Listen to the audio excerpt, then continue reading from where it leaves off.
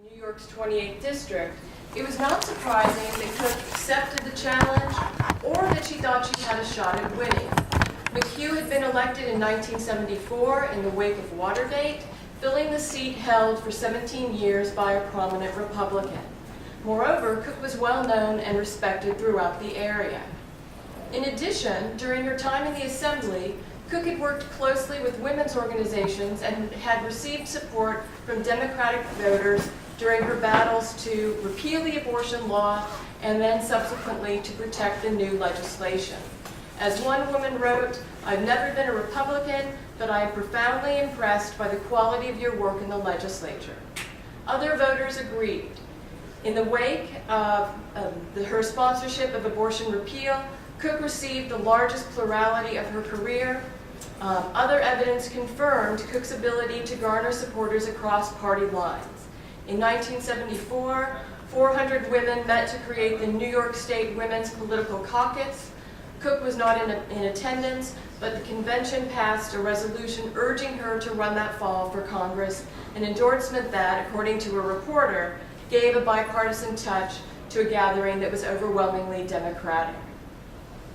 But Republican politics in 1984, both in New York and in the nation, looked nothing like 1974. Cook's abortion bill had energized an opposition that included suburban housewives and Catholics, and by 1972, New York had a number of thriving anti-abortion organizations and a robust right-to-life party. As the 1970s wore on, the Republicans' progressive wing diminished, replaced by a conservative family values coalition that Cook herself had inadvertently brought into existence.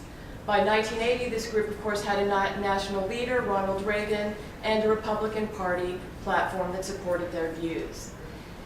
This new reality complicated Cook's election strategy. On one hand, she needed to use her feminist record in the Assembly to convince liberal Democrats, especially women, that she would be better on women's issues than the anti-abortion incumbent. On the other hand, she needed to downplay her role in abortion repeal and the ERA so as not to alienate conservative Republicans. An early request for funds addressed to the National Republican Congressional Committee, for example, emphasized keeping inflation in check and a balanced budget, but there was no mention of women's rights. A general appeal for campaign donations emphasized Cook's work on the Education Committee and cryptically noted, while she was in the legislature, the rights of women and children were protected. Her letter targeted to women had a similar kind of doublespeak. It began by stating, without any specifics, that much of her adult life had, quote, been spent trying to improve the status of women. From there, Cook described programs that she would support, such as services to seniors and daycare programs. These would, of course, help women with their family responsibilities, but they also seemed consciously designed to appeal to the family values crowd. Young women, Cook stated, should be provided with, quote, a wide range of opportunity and choices that will encourage them to develop all of their talents and abilities as homemakers and mothers, as well as skilled and professional workers. In letters asking for support written to old feminist friends and women's organizations, Cook straightforwardly explained her dilemma. In a letter to New York NARAL, Cook asked for, quote, any help you can give me, I need it. My sponsorship of the NARAL repeal bill is the main cause of my problems. As yet, I have not seen any outpouring of pro-choice supporters, many of whom are Democrats and reluctant to cross lines. Cook made a similar comment to Gloria Steinem. It's a tough race. Some Republicans think I'm not supportive enough of the president. Some women seem to be leery of any Republican.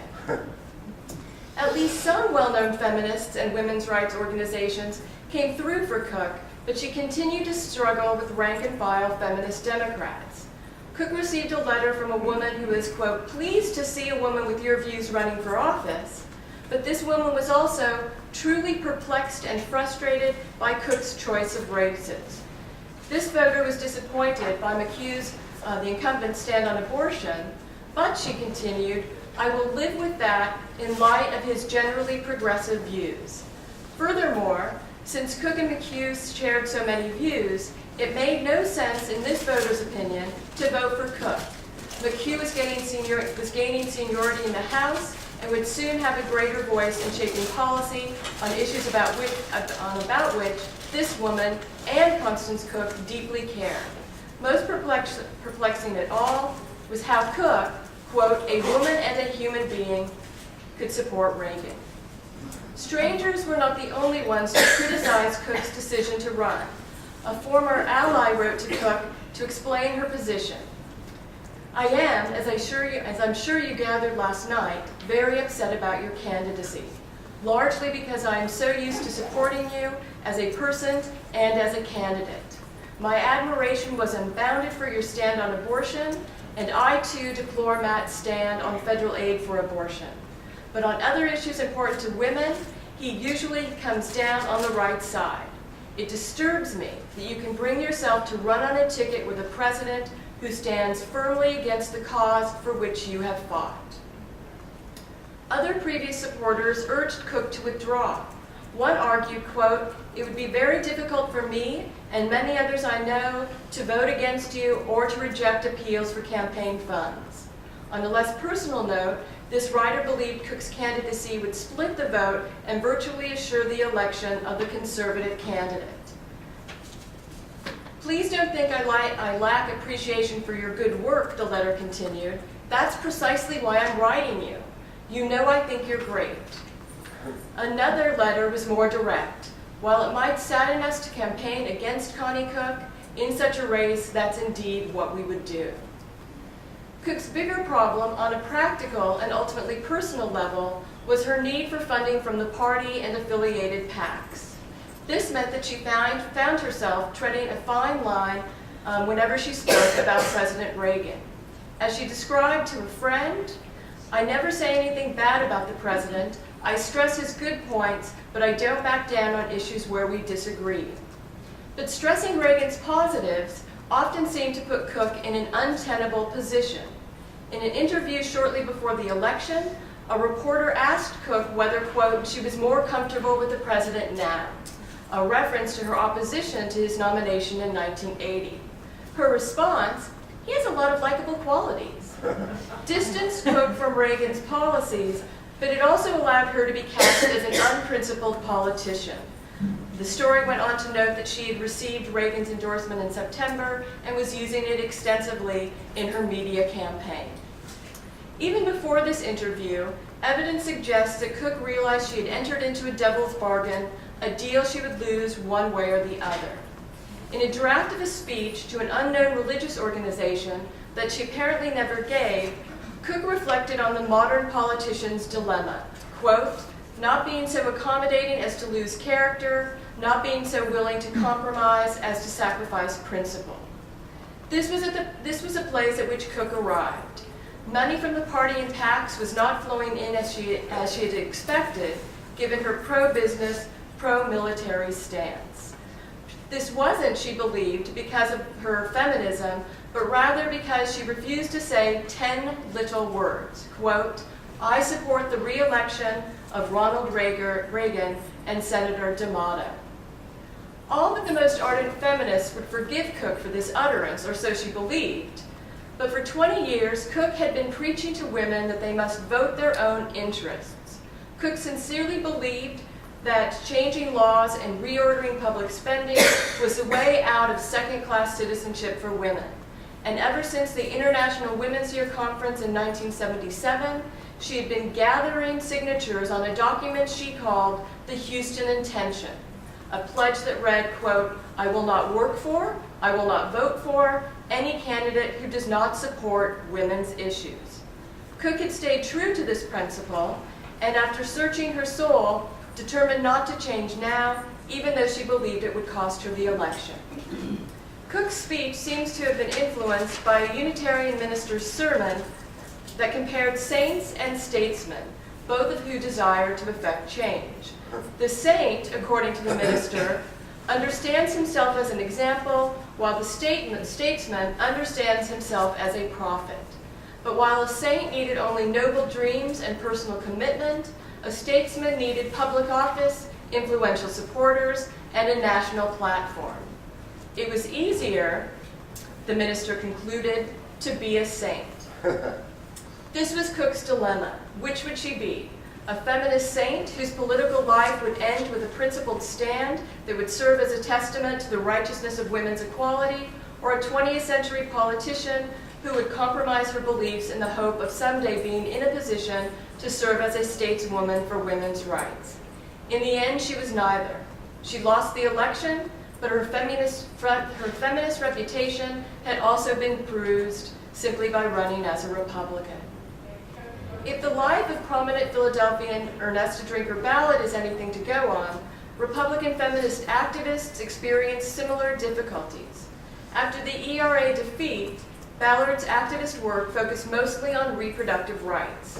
While publicly speaking out against the party's anti-abortion position, Ballard and other pro-choice Republicans privately discussed the prejudice they felt in bipartisan feminist organizations and the difficulty they had finding feminist Republicans who would be willing to work in these groups. In the mid-1980s, Ballard began a term as chair of the board of NARAL, and in this organization, the difficulties of a bipartisan approach became apparent. A clear minority on the board, Republican members often felt under attack. A moment of vindication came for one woman when a congressional expert told the board that if President Reagan nominated the conservative Senator Orrin Hatch to the Supreme Court, the Democratic-controlled Senate would confirm him. Upon hearing this news, this Republican board member quickly shot a glance at her Democratic nemesis and was gratified to see that that woman, quote, looked as if she'd been slapped with a wet washcloth. Gleeful moments like this one, in which it was not just the Republican Party that was seen as holding women back, were rare. Moments of frustration were more common. It was a constant struggle to find new members to keep bipartisan organizations bipartisan. In 1988, a Republican member of the board of NARAL's PAC wrote Ballard that she was resigning, but that she hadn't been able to think up a replacement. Feminist Republicans were so scarce, she said, that she also hadn't been able to find anyone for the Women's Campaign Fund. Ballard and other Republicans privately complained that NARAL's PAC slanted towards Democrats in its endorsements, even when a viable Republican candidate appeared. But Republican members also consistently objected to this bias in meetings, going so far as to remind the PAC board that pro-choice leaders in the U.S. Senate were Republican. A year later, Ballard wrote to another friend asking if she could suggest someone to serve on the board, noting that it was well run, even though the leader, quote, didn't have too much respect for any Republicans.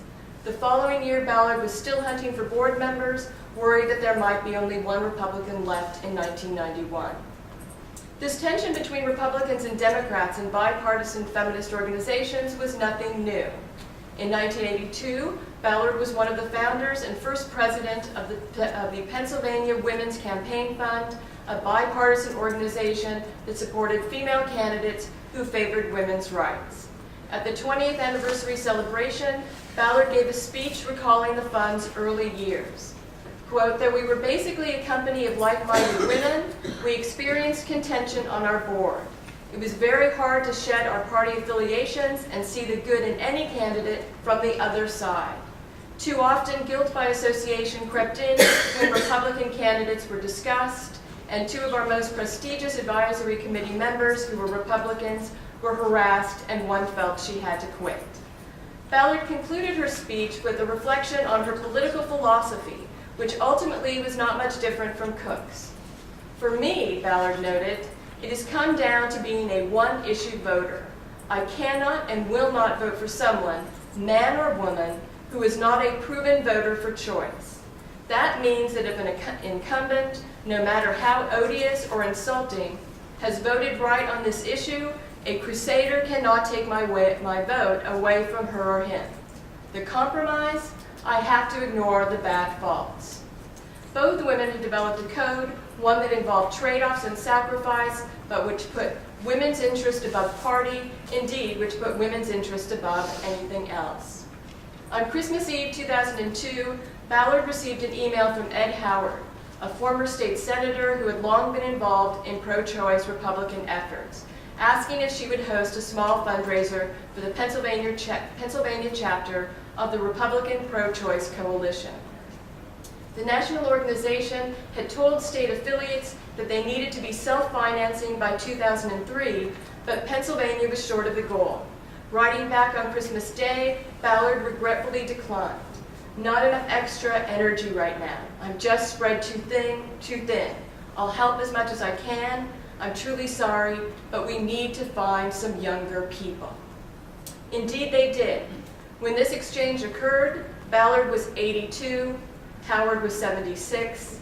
Both would die within the next decade, as would Constance Cook, who passed away on January 20th, 2009, after spending the day watching Barack Obama's inauguration. If the Republican Party is ever to shift back to the middle, it will have to do so without many feminists. Thank you.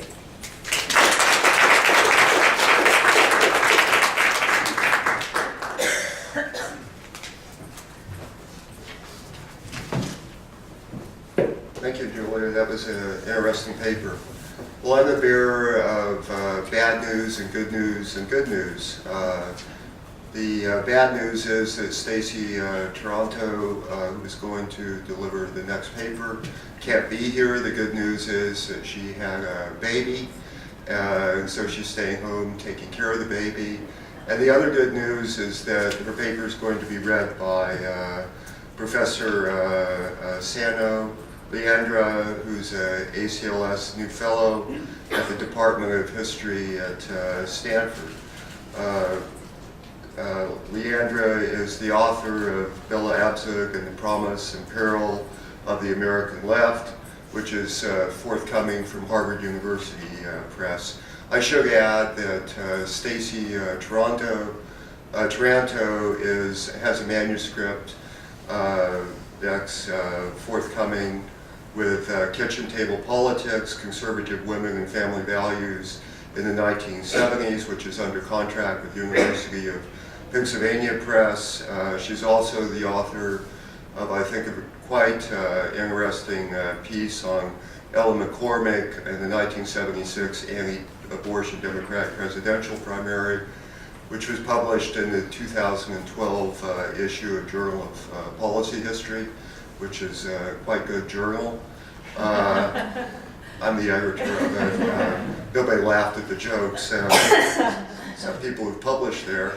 And she's also delivered a paper at the Policy History Conference in 2012. And since I'm actively involved in that conference, I'll put in a little promotion that we welcome papers for the Policy History Conference, which will be held in Columbus in 2014, and that's going to be chaired by, co-chaired by Susan Hartmann, who will be delivering a paper later. But enough of self-advertising for journals and promotion. Let's get to the heart of the matter.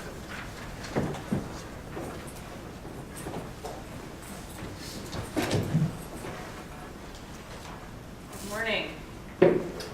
Stacie and I have been tending in similar vineyards for quite a long time. We met in the archives looking at the Bella Abzug papers, she from one direction, me from another. She really welcomes interest and exchange, so if you would like to continue, since I won't be able to represent her work very easily in the question and answer, her email is just straight, Stacie Taranto, STACIE-TARANTO @gmail.com. New York State, especially the New York City area, was a key intellectual and political center of second-wave feminism in the 1960s and 70s, a movement initially embraced by both major political parties in the state. At that time, the Democratic Party, especially in New York, gained increasingly stronger feminist representation due to the congressional elections of New York City Representative Bella Abzug and Shirley Chisholm. These public officials were both Democrats. Still, New York's Republican Party was also headquartered in New York City. Governor Nelson Rockefeller was very much influential in this party base because of his personal fortune, top-down leadership, and generally moderate politics. Rockefeller Republicans, as they were called, strongly supported feminist reforms, notably including New York State's abortion legalization law in 1970. Yet, from the early 1970s onward, the state also housed a burgeoning female-led anti-feminist family values movement, as activists called it then, one that was anchored in the growing and increasingly more important 4 suburban counties surrounding New York City. This paper today focuses on New York State from 1970, when abortion was legalized in that state, through the elections of 1980, a span of 10 years when feminists and an emerging conservative family values movement competed side by side to define the family. Mostly Catholic, middle-class white women living in the 4 suburban counties surrounding New York City organized to defend nuclear families, heterosexual marriage, and traditional gender roles. In so doing, they created the nation's most robust Right to Life party and defeated a state-level equal rights amendment. The women, most of whom had been raised as Democrats, invented a new grassroots conservatism that the state's previously small and ineffective conservative Republican wing seized upon for political advantage. By 1980, conservative anti-feminist Republicans based in the downstate suburbs ruled in New York as liberal, urban, pro-feminist Rockefeller Republicans were marginalized, making the state a particularly rich example of trends that played out nationally within the GOP during these 10 years. In order to understand the dramatic migration of the GOP to the right and away from feminist issues throughout the 1970s, one must first look at New York State's Republican Party at the beginning of the decade. More moderate, so-called Rockefeller Republicans controlled much of the party on the national level at that time. After all, memories of conservative Barry Goldwater's spectacular loss in this 1964 presidential election were still relatively fresh, and President Nixon's conservative rhetoric hardly matched his more moderate policy positions. The same was true in New York, but to an even greater extent since the state was home to Nelson Rockefeller, who served as governor from 1959 to 1974. Rockefeller ran the state's Republican Party from the top down like a patronage system with few strong county-level organizations. He oversaw every aspect of party operations and often doled out money from his personal family fortune to local Republican clubs and candidates.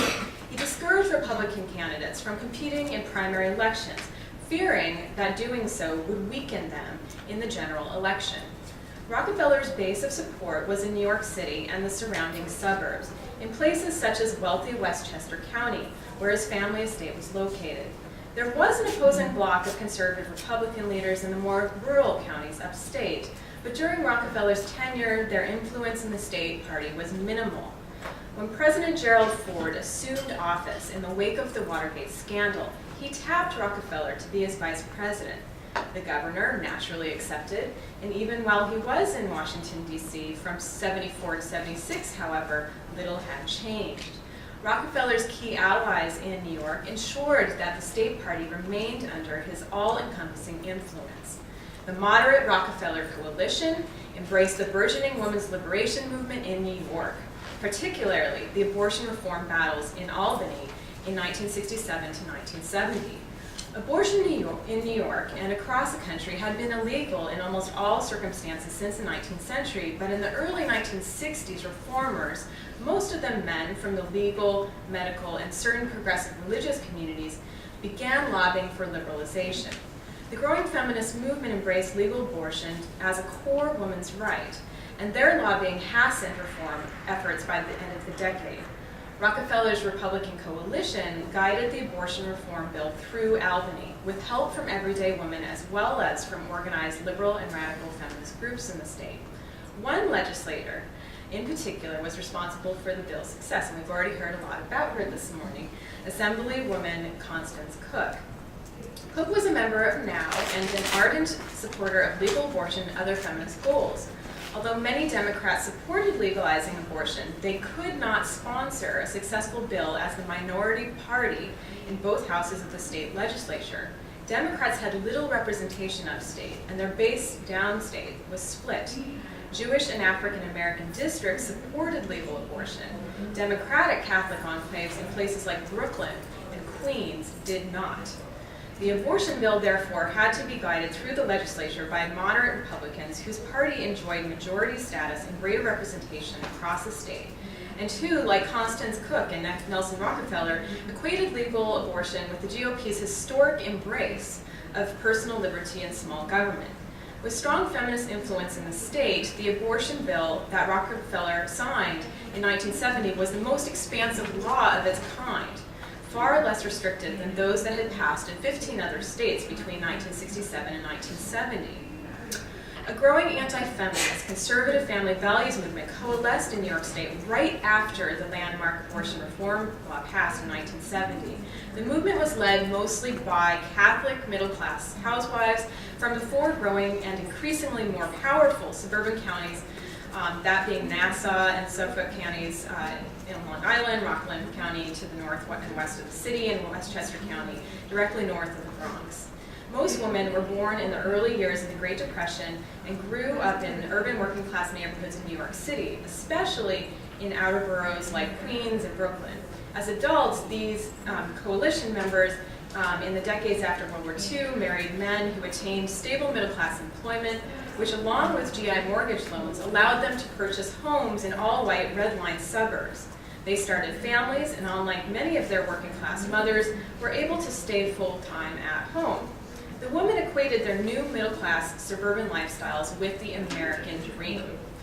But at almost the same time that their families made it, other women, such as the self-proclaimed housewife Betty Friedan, who lived in a nearby suburb in Rockland County, began encouraging women to want more. The women that are a focus of this paper very much disagreed with Friedan.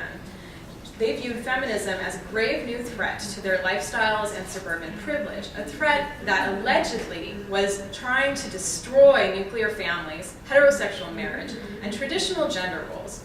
To stop that from happening, the women began organizing against feminist reforms by using the suburban infrastructure that surrounded them. Neighborhood coffee clutches became potential sites to recruit volunteers and solicit donations from various anti-feminist causes, as did the busy shopping centers, local parks, and civic and religious groups that they frequented.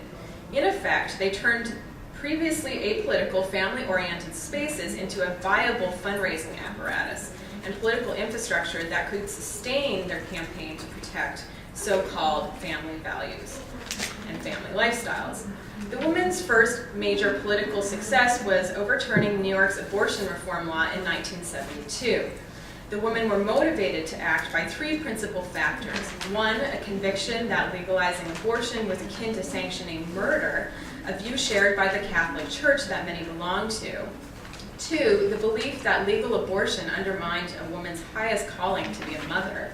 And three, an abiding concern that it, and feminism more broadly, therefore undermined family life by degrading full-time homemakers, a role that their new social mobility recently had made possible for their families to embrace.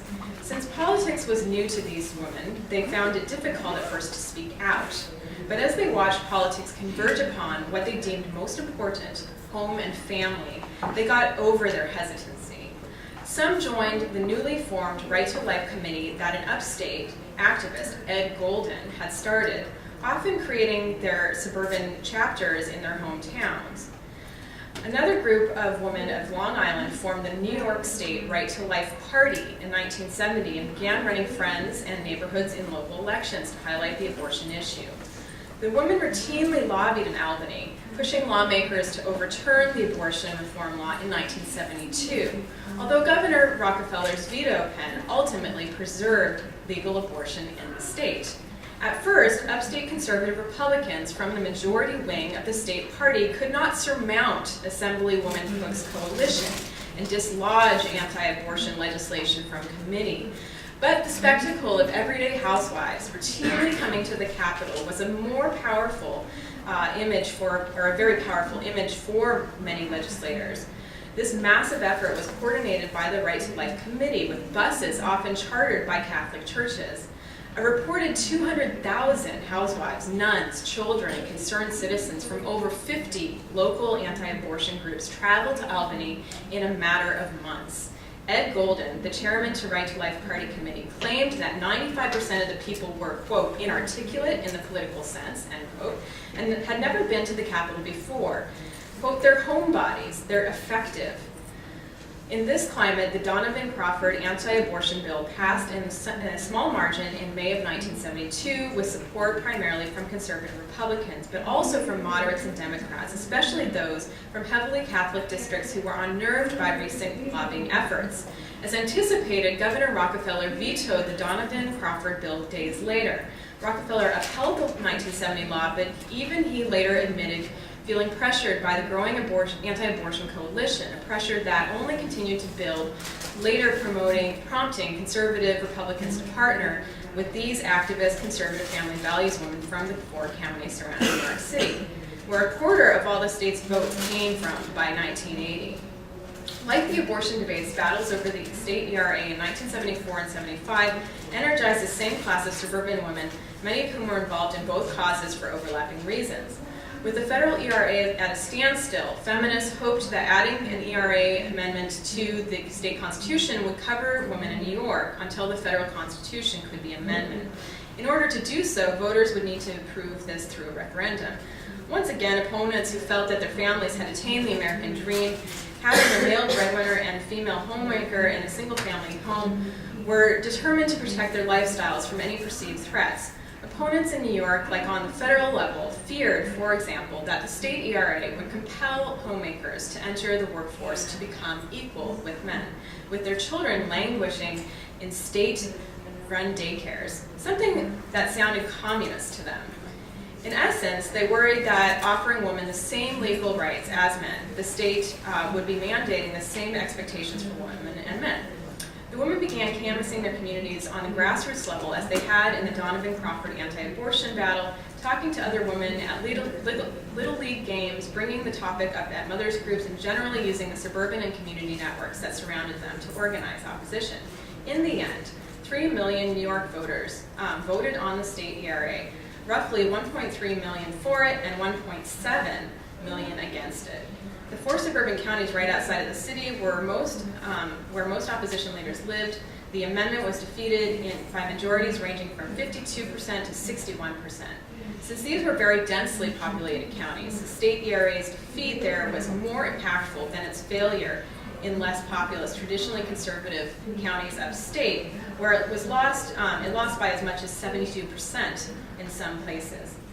The alignment of this conservative family values movement and the Republican Party made the women's views even more powerful. After all, successful political movements need an institutional base.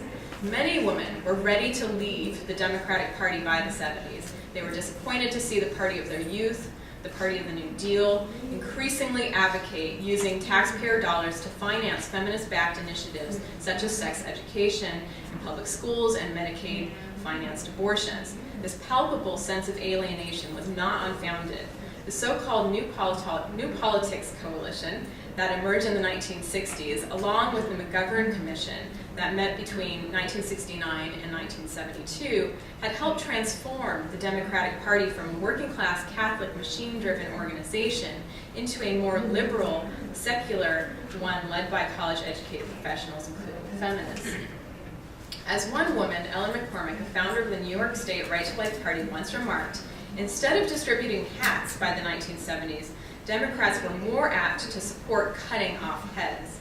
McCormick even ran for president of the United States in the Democratic Party in 1976 to try and show party leaders that widespread anti-abortion sentiment from traditional Catholic Democrats like herself, a core constituency in the party for at least 50 years, existed, and that it would be wise to take on an anti-abortion stance.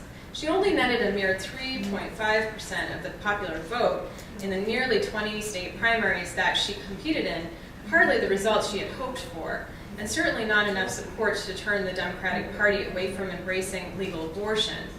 McCormick's campaign, along with the earlier anti-abortion and state ERA battles, prompted conservative Republican bosses like Joseph Margiotta on Long Island to seek more power in the state party by tapping into the women's anti-feminist politics in vast political contexts in the dense suburban counties outside of New York City.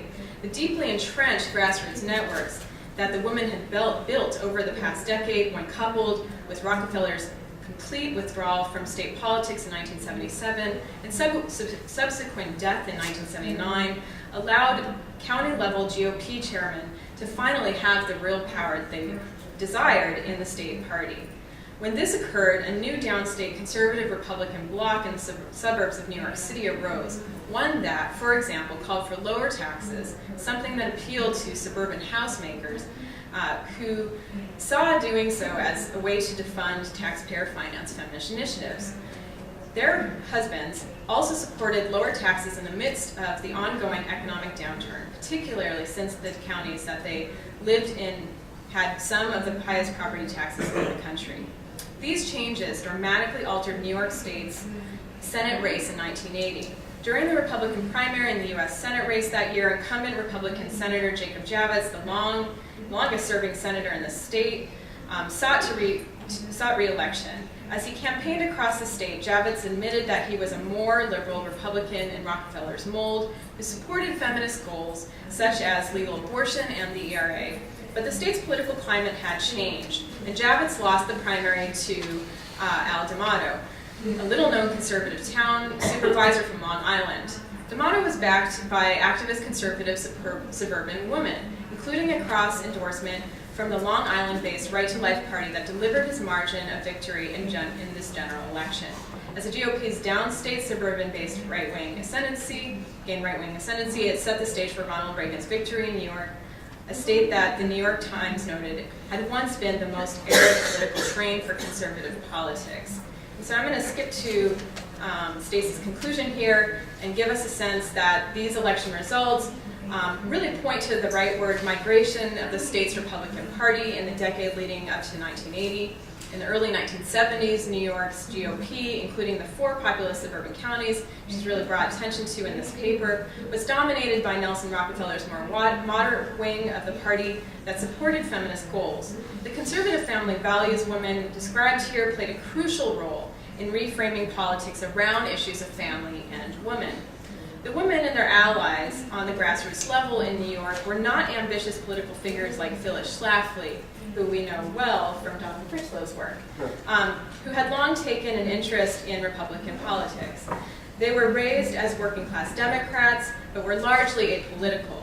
As they got older, they were most concerned with full-time homemaking, tending to children, and adapting to their new middle-class privilege in growing family-oriented suburbs. Concerns about taxation, small government, and individual rights that before had seemed so foreign to their everyday domestic lives, later in the wake of second-wave feminism and related movements, took on a new significance when interpreted through the lens of heterosexual traditional family rights. In this way, the increasingly rightward-leaning GOP attracted traditional Democrats who, with heterosexual nuclear family rights in mind, came to embrace Ronald Reagan's platform in 1980, which was echoed by conservatives on the state level as Rockefeller's faction of the GOP lost influence at home and across the country. Thank you.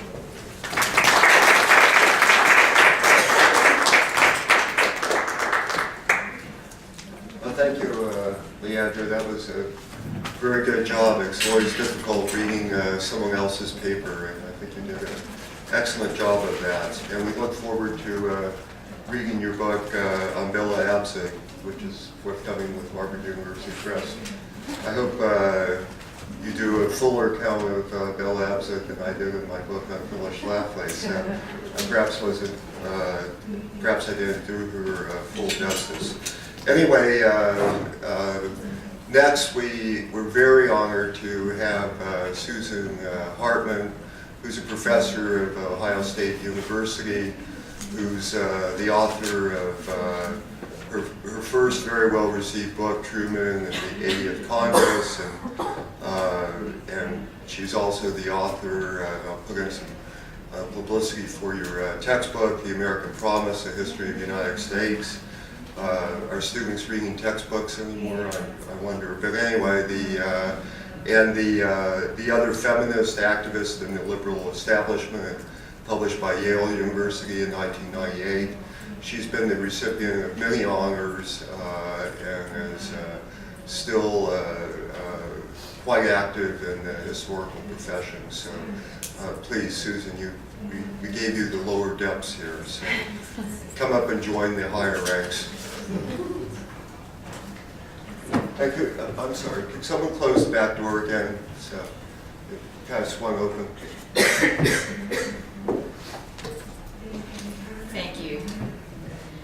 After the path-breaking bans on employment discrimination in the Equal Pay Act of 1963 and Title VII of the Civil Rights Act of 1964, feminists achieved their greatest policy gains in the early 1970s.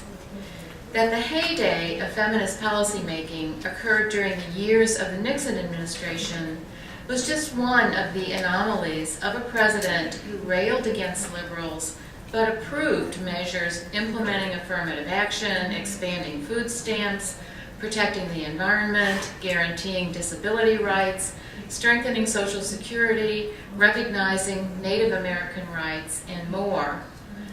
In explaining this incongruity, scholars have stressed a number of factors. Nixon's eye on re-election, the policy vacuum left by his relative disinterest in domestic matters, the powerful precedence of civil rights policy, the Democrats' control of Congress, the influence of particular advisors, and the continuing strength of moderates within the Republican Party. These elements all help to explain the success of feminist policy. But feminist policy gains depended most of all on Republican women themselves, conservatives and moderates alike. This paper focuses on the Republican women who were essential to feminist policy advances, and it examines the sources and nature of their feminism. Operating from four bases: Congress, the executive branch, party organizations, and women's organizations, Republican women took up the feminist banner, if not always the feminist name, and worked closely with Democratic women in what one called a nonpartisan or bipartisan kind of operation. These women confronted an administration ambivalent about the need for or benefits of addressing sex discrimination. Like his predecessor, Nixon had very traditional ideas about women and harbored deep sexist impulses. Both Johnson and Nixon had agendas full of what they considered much more important priorities. To Nixon and nearly all of his aides, pleas from Republican women constituted an annoyance to be pushed aside if possible, and if not, to be satisfied with, in Chuck Colson's words, a largely cosmetic response. Male staff members rubbed it in when they were able to hand off responsibility for dealing with a feminist appeal to a fellow staff member. Yet Nixon had won only 43.4% of the popular vote in 1968, and he sought a victory in 1972 that would deliver a permanent Republican majority to national politics. Nixon struggles to reconcile his indifference to women's issues with his political aspirations were manifest in his deliberations over Supreme Court appointments in 1971. Pushed by women's organizations and by his wife to appoint a woman, Nixon settled on Mildred Lilly, a conservative Court of Appeals judge from California. When the American Bar Association gave her a not qualified rating, Nixon was elated. And she's the best qualified woman, but she's not qualified for the Supreme Court, he exulted. Jesus, that's great. If the ABA decision allowed Nixon to have his cake and eat it too, dealing with other feminist claims was not so easy. In his first year in office, Republican feminists forced Nixon to appoint a President's Task Force on Women's Rights and Responsibilities. Although its impact was not as great as that of Kennedy's Commission on the Status of Women, Nixon's task force was important for raising feminist consciousness in the women who served on it, legitimizing women's concerns, and setting a national agenda with a Republican stamp on it.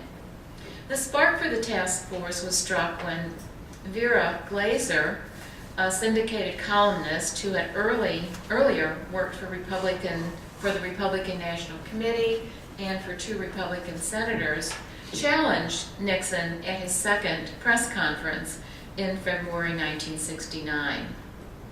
She also wrote a 5-part series on women's issues that ran in papers across the country in March 1969, bringing the first sustained media attention to liberal feminism. Glazer got much of her material for articles from civil servant Catherine East, who had promoted women's rights since the early 1960s. East did so officially as executive secretary to Kennedy's Commission on the Status of Women and its successors. Unofficially, East was the linchpin of a network of feminists inside and outside the government. Working behind the scenes, she accumulated and dispersed information, connected policymakers with activists, and served as the center of feminist bipartisanship. Even before Nixon took office, East had written to him about women's issues, playing to his political interests by highlighting, in her words, the best possibilities for exploiting the women's vote for the Republican Party. East also worked with the senior Republican Congresswoman Florence Dwyer from New Jersey, who placed Glazer's articles in the Congressional Record, along with a letter that Dwyer herself had written to Nixon in February, calling for action on sex discrimination. Failing to get a satisfactory response from the White House, Dwyer and the 3 other Republican congresswomen pushed for 5 months until they secured a meeting with Nixon in July. Though numbering only 4 in the 91st Congress that convened at the beginning of Nixon's first term, these Republican women were indispensable to the feminist policy transformation. As a group, they had relative longevity. Florence Dwyer was elected in 1956, Catherine May from Washington in 1958, Charlotte Reed from Illinois in 1962, and Margaret Heckler from Massachusetts in 1966. They spanned the political spectrum. Reed was a conservative, May a middle-of-the-roader, Dwyer and Heckler moderate or progressive Republicans. 3 had entered electoral politics after years of party activism or state legislative service. Only Reed followed the more traditional pattern of entering politics to replace her dead husband. None of the 4 Republicans would call themselves feminists, yet each one had already challenged gender limitations. In 1952, Florence Dwyer had spearheaded an equal pay law for women in the New Jersey legislature. Dwyer and May championed the National Equal Pay Act of 1963, and they, along with Reed, supported the addition of sex to Title VII of the Civil Rights Act of 1964. Margaret Heckler had defied Republican Party leaders to take on longtime incumbent Joseph Martin, who she beat in the Republican primary. Reed and May, along with Democratic Representative Patsy Mink, had exposed sex discrimination in Congress itself by showing up for and being turned away from a fitness class at the congressional gym. And they did it in a very public fashion. In addition to their personal experiences, these Republican congresswomen heard about feminist issues from women's organizations, which paid particular attention to female legislators in their lobbying efforts. Individual women, too, often sent their grievances not to their own representative, but to female representatives, whether or not they lived in those legislators' districts.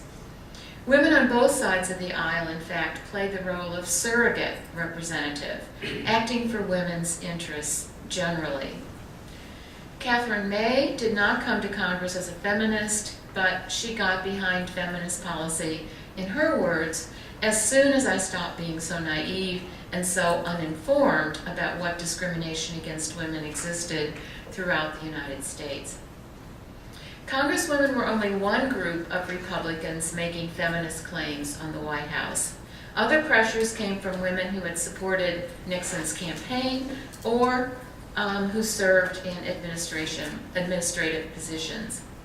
For example, Rita Hauser, a New York international law attorney, had led Nixon's campaign in the state of New York.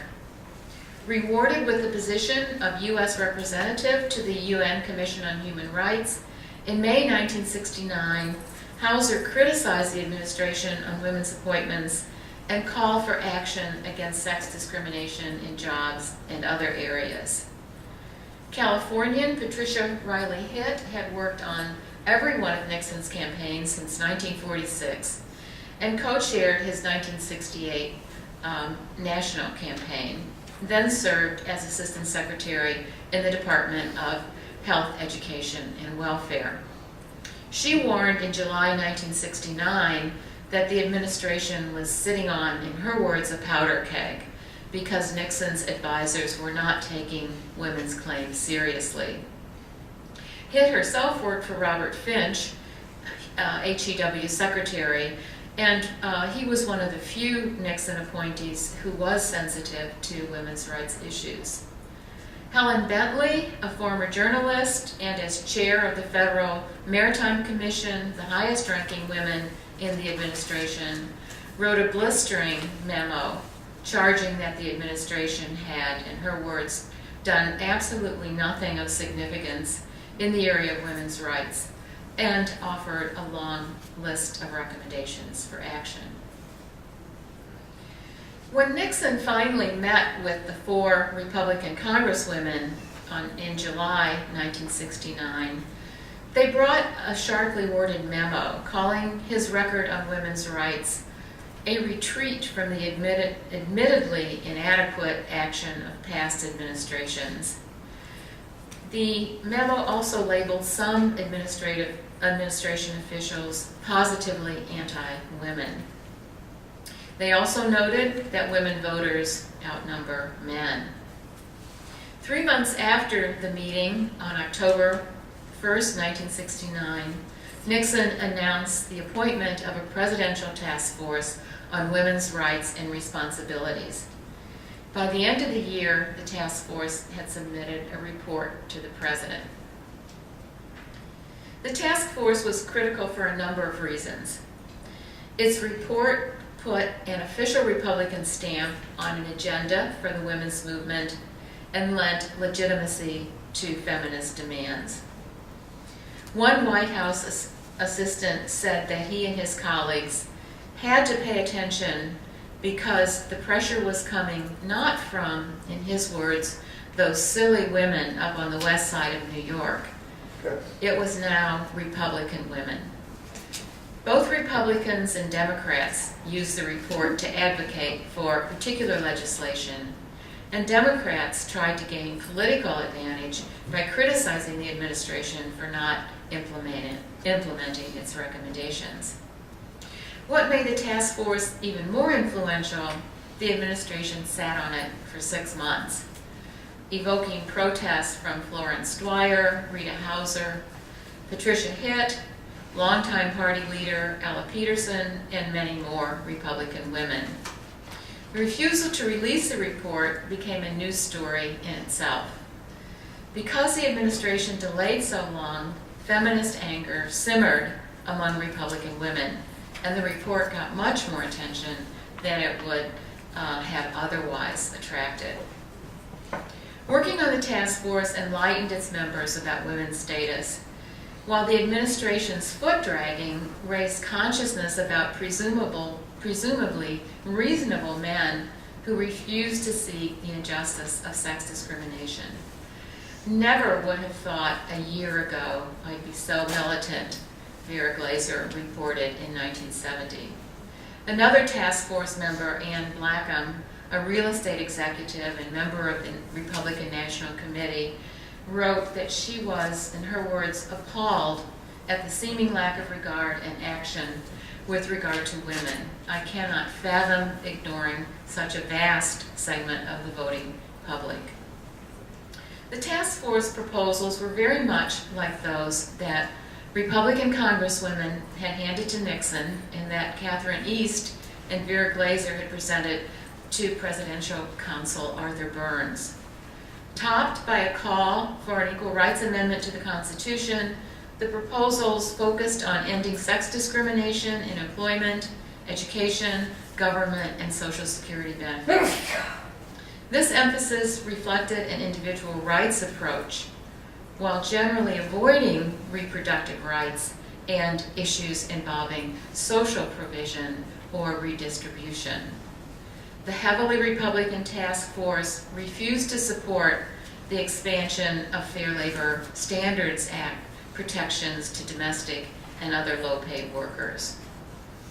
On the other hand, the report did call for federal support to expand child care facilities, thus endorsing an act of government to ameliorate women's work-family conflicts. Some Republican congresswomen crossed party and class lines to take feminist positions on both of those issues. From 1970 to 1974, Congress deliberated over amendments to the Fair Labor Standards Act that would improve the lives of two groups of women in different ways. Poor women would benefit from amendments that increased the minimum wage and extended coverage to include domestic workers. Better off women did not need minimum wage protection, but they would benefit from extension of Fair Labor Standards Act coverage to some 5 million government and professional workers. This would bring them under the Equal Pay Act of 1963.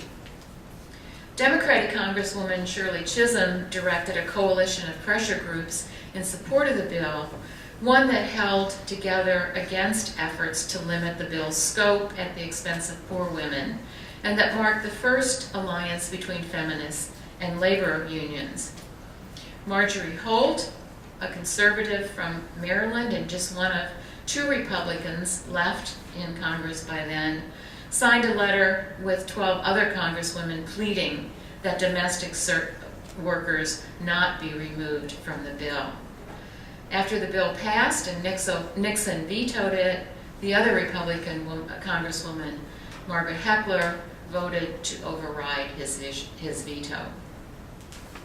Margaret Heckler, along with Florence Dwyer, also supported the Comprehensive Child Care Bill of 1971, even after the administration had registered its opposition and conservative groups had mobilized against it. The 2 Republicans voted first against limiting amendments to the bill and then for the bill itself. Heckler rose on the floor to register her bitter distress and disappointment over Nixon's veto, which she called a serious setback to the needs of both employed mothers and children.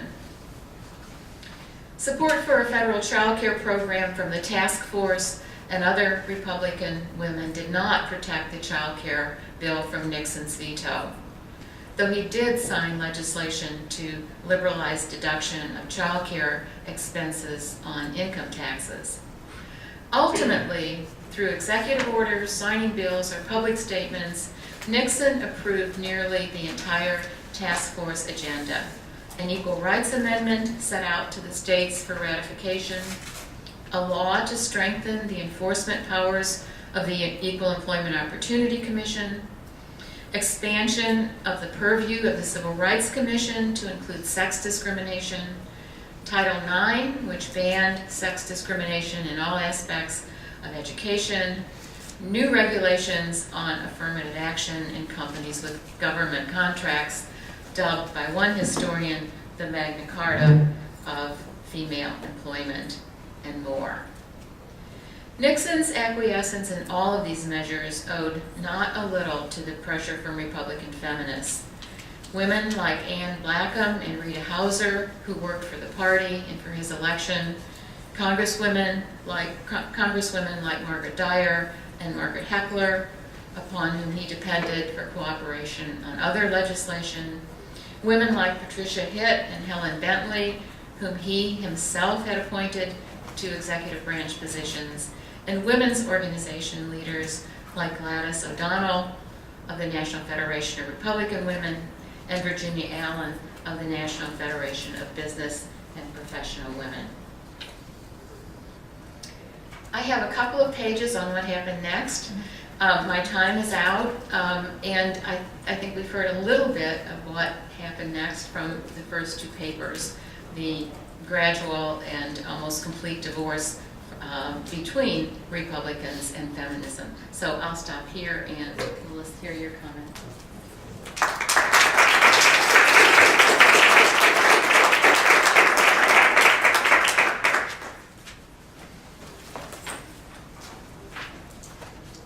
Well, this is a nice segue because our commentator, Catherine Rymph, now teaches at University of Missouri, where Susan Hartmann started her career. So Catherine Rymph is associate professor at University of Missouri in Columbia, and she's the author of really, I think, kind of a pioneering work on modern Republican women, feminism, and conservatism from suffrage through the rise of the New Right, which was published by University of North Carolina Press in 2006. She's now writing a book on American foster care and the family and welfare state. And for those of you who don't know Catherine, I want to say that she's a very astute scholar, and I understand from many people at the University of Missouri and History Department that she's one of the really great colleagues to have. So maybe I'm not talking to the right crowd, Catherine, but I think you're talking to the right crowd, so why don't you do so. Thanks, Don. I'll be sure to tell my chair all those nice things you said about me. It's really a pleasure to have the opportunity to comment on these three really fine papers. I'm so pleased that this history of women's rights in the Republican Party is beginning to be really fleshed out, because I think these stories are significant for the ways in which they expand our understandings of feminism and women's activism, and the ways they complicate our understandings of the traditions of the Republican Party. Together, these three papers address the role of women's issues in the political realignment of the 1970s and 1980s. And I think this is something that is not always fully appreciated. Historians would widely agree, I think, that something called social issues played an important role in that realignment, but that term, social issues, can refer to any number of things, from gun control to prayer in the schools to ERA, and I think something is lost when we lump all of those issues together. The politics of women's rights and the women activists who mobilized around them, either on behalf of them or in opposition to them, deserve their own attention, because feminist politics was a focal point of realignment, not just a kind of side issue. I'm actually going to discuss the papers in reverse order because it makes more sense to me, so forgive me for that. I want to talk about them more in what I see as their kind of chronological order, and in the order that takes us from the national level to the grassroots level, and then down to the individual level. There was a moment in the 1970s when Republican feminists seemed to be everywhere. They were in the Nixon and Ford administrations, they were in Congress, they were in feminist organizations, they were in the leadership of the Republican Party itself. Republican feminists hoped to bring about change in their party and in society more broadly, and for a time, there really was a place for them in the party. They even had influence. But the politics of women's issues changed over the course of the 70s, and by the 1980s, the GOP was much less hospitable to feminists, and feminism was less hospitable to Republicans. And these three papers together, I think, take us through that story. Susan Hartmann provides a window into that vital moment in the 1970s under Nixon and Ford, in which a core group of Republican women at the national level, including women in key decision-making roles, were supporting feminist issues. Hartmann reminds us that Republican women's rights advocates played no small part in the success of feminist policy in this heyday of second-wave feminism. Many of you in this room don't need to be reminded of that fact, yet these Republican feminists don't always get acknowledged by students of the period or by non-historians. And I would identify a couple of reasons for this. One is because, and I think Don may support me on this, that there's something of a prejudice that exists against policy history, a very unfair prejudice, I would say. I don't share that prejudice. Activists who are in the street are simply more interesting to a lot of people, I think. And many find that there is something less exciting about the women who chose to work to affect change in the policy arena through the slow give and take of legislative bodies or presidential administrations. The other issue leading these women to be overlooked, which gets more to the point of this particular session, is that these women were not only policy types, they were Republicans. And when we read history backwards from the present, Republican feminism doesn't seem to make sense. It seems like an anomaly.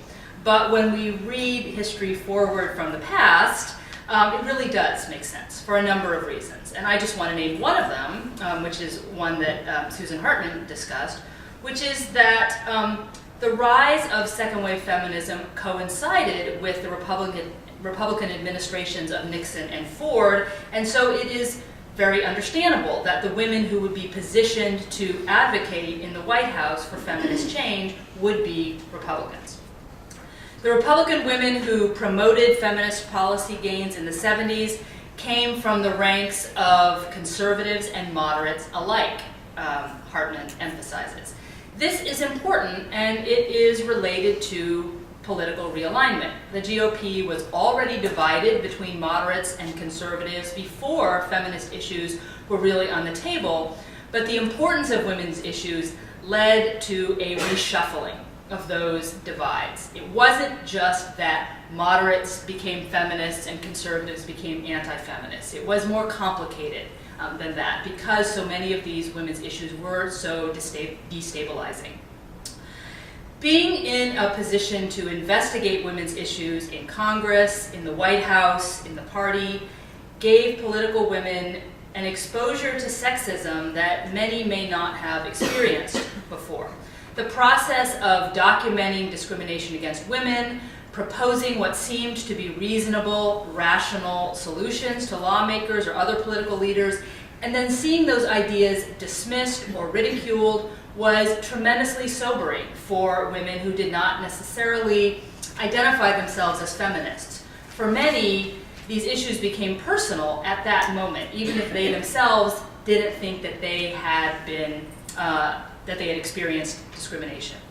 So Hartmann notes that the Nixon administration's refusal to release the report of the Task Force on Women's Rights and Responsibilities got more attention to women's issues than it would have if the administration had not sat on the report for so long. Hartmann is careful to note that one reason Republican feminists succeeded in their agenda was because of the nature of their goals, and I think this is in the part that maybe you didn't get to, but I'll just tell you, it's a very interesting part of the paper. That agenda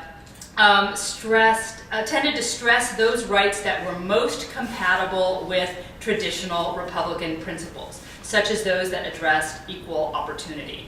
She notes that, in the longer paper, that the Task Force on Rights and Responsibilities clearly was Republican in its outlook. It did not support extending the Fair Labor Standards Act to domestic workers, though some individual Republican congressmen did support that. And I think this point is really important, and I hope it is one that she's exploring further, because it goes a long way toward challenging the assertion made by Democratic feminists at the time that Republican feminists just should have switched parties. They just should have switched to the Democrats when they got frustrated.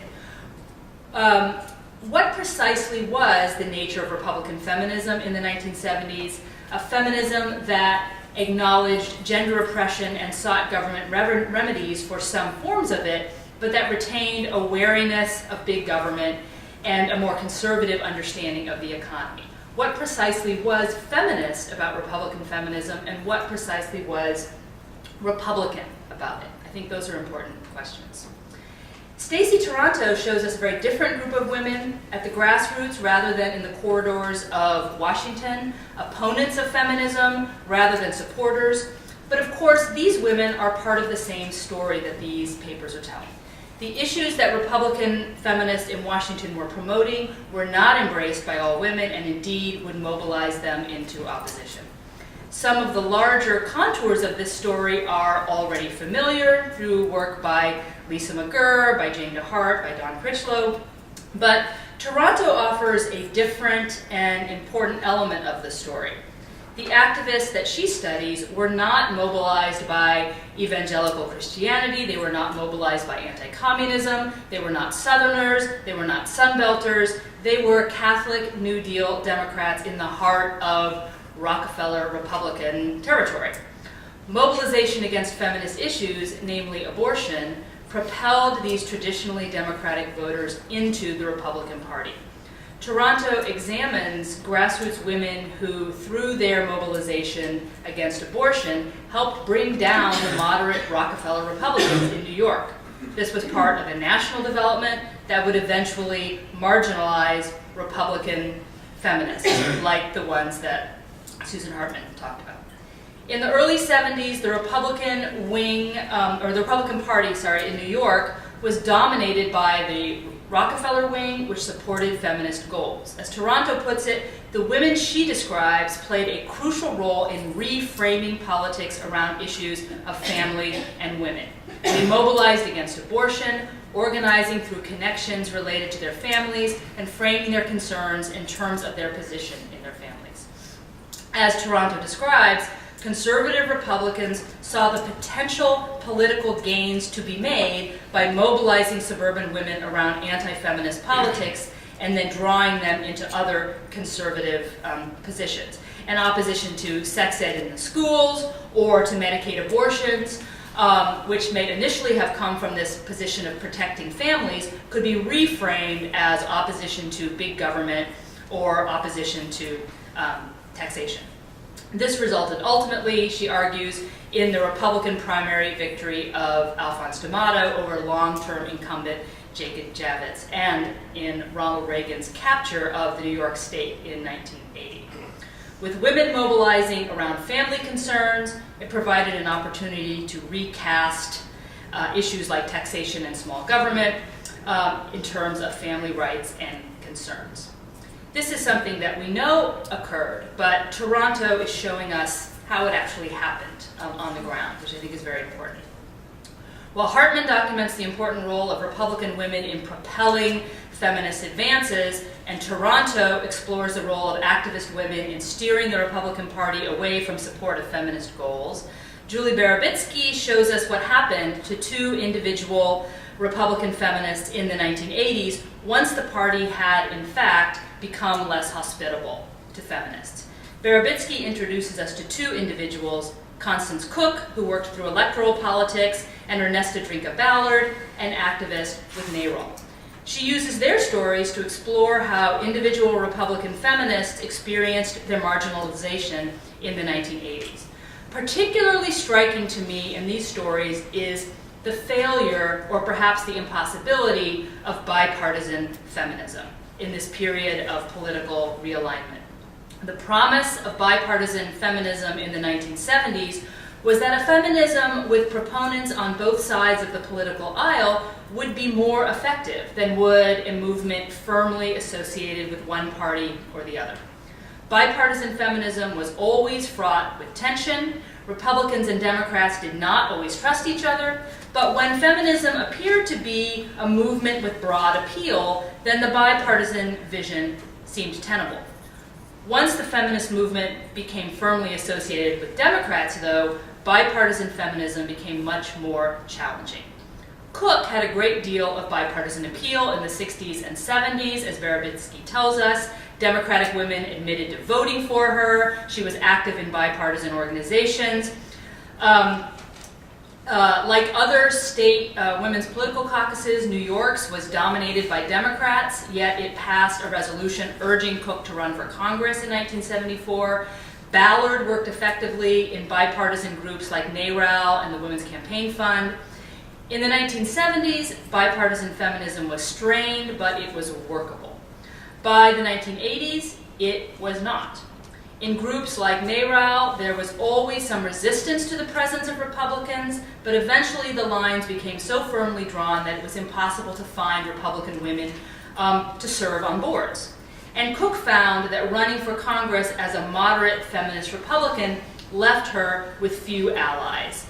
Berebitsky emphasizes the way a candidate like Cook had to speak in a kind of coded language to appeal to feminists on the one hand and members of her own party on the other. And even then, she raised positions. Yeah. Okay. All right. I will. Okay. Let me just say one more thing about bipartisan feminism. What I think questions is raised by this paper is that the question of whether bipartisan feminism was simply unworkable. Were there mistakes that activists made that we can see in retrospect, or was it inevitable? I think Berebitsky has raised really important questions about these bipartisan feminist groups themselves. Why was it that they were, I mean, we know more about why the Republican Party had a difficult time accepting feminists, but I'm hoping that she's going to tell us even more about why these bipartisan organizations were unable to work with Republicans. And I know our time is short, so I will stop so that we can take some questions from the audience.